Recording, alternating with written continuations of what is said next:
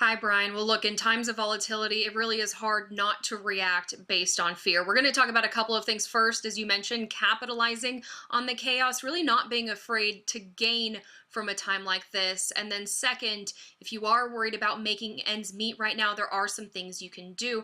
But remember, finance is not one size fits all. You should absolutely be talking to a personal financial advisor about any decisions you're planning on making. But if we're looking at how the markets have been reacting, it's just like nothing we've seen. Today we saw really huge gains, but other days we've seen the biggest drops in history. If you do have current investments, as I said, you're going to want to talk to your advisor about how to protect what you have, knowing that this situation is temporary. But hey, if your job is secure, you do have some money set aside, you're wondering if you should engage in the market, financial expert Steve Siebold tells me stocks are on sale right now. We are seeing stocks at right now at some of the lowest prices we're likely ever to see them in our lifetime. So you may have a very good opportunity. Again, make sure you get good advice if you're not a professional yourself. Get some good advice, but I would keep an eye on stocks.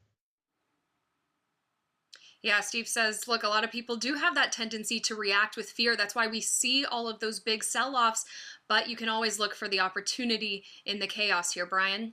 Well, Simone, for people who aren't in that position, maybe they lost income over the outbreak, what opportunities are there for them?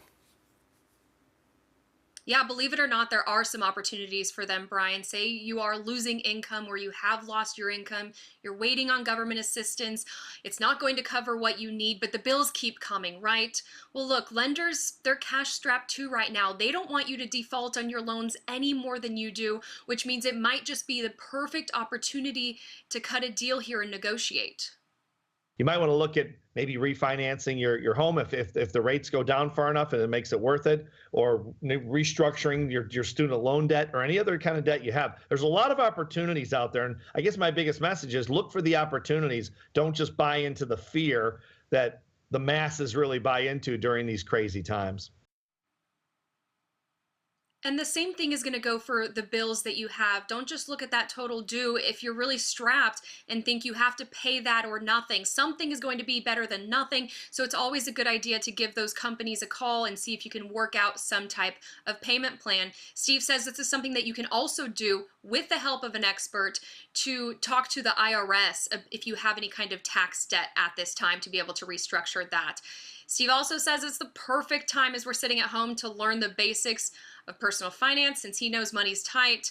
He told me he'd offer his book to you for free, How Money Works. You can email him, Steve at Steve on TV, and just give him your mailing address and phone number. He said he'd get a book out to you, so obviously a great opportunity there to learn a little bit more, but know that you do have some control in the situation, even though it does seem so volatile at this time, Brian. Yeah, it certainly sounds very practical advice, Simone. I like how he says just basically take the bull by its horns and get your finances in order. Don't just wait around and sit around while